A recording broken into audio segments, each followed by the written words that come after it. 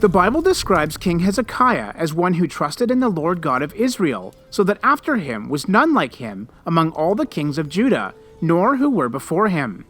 This was perhaps surprising, since Hezekiah's father Ahaz was one of the worst kings Israel had ever seen, as he sacrificed to false gods on the high places, erected his own pagan altar in the house of the Lord, and even passed his own son through the fire as a sacrifice. Yet Hezekiah's first act as king was the cleansing of the temple. He also tore down all the high places and reestablished worship to the one true God. He even went so far as to destroy the more than 700-year-old bronze serpent which Moses had made and which the people were now burning incense to. At the time of Hezekiah's ascent, the Jews were being threatened with extinction by the Assyrian Empire, and they were now looking to this 25-year-old Judean king for deliverance. The northern Jewish nation of Israel had already fallen, and the southern nation of Judah was now doomed to follow. Indeed, 46 walled cities of Judah fell, one by one, until only Jerusalem was left. However, Hezekiah, desiring to free his people, reinforced and even built a secondary inside wall around Jerusalem.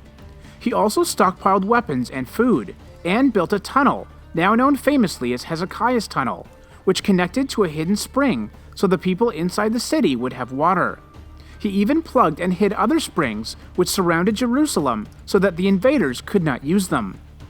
Soon, Jerusalem found itself surrounded by the Assyrians, and in a letter to Hezekiah, the Assyrian king Sennacherib boasts of his other military victories and claims that just as the gods of those nations did not deliver them from his hand, neither will the God of Israel deliver Jerusalem. Hezekiah immediately spreads out the letter before God and pleads with him for deliverance. Because of Hezekiah's love and commitment to God, the Lord promises Hezekiah deliverance. Indeed, in a single night, God smites 185,000 Assyrian troops, and Sennacherib is later murdered by 2 of his own sons.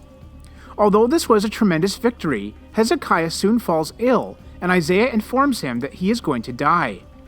Though Hezekiah is utterly devastated, he once again entreats the Lord.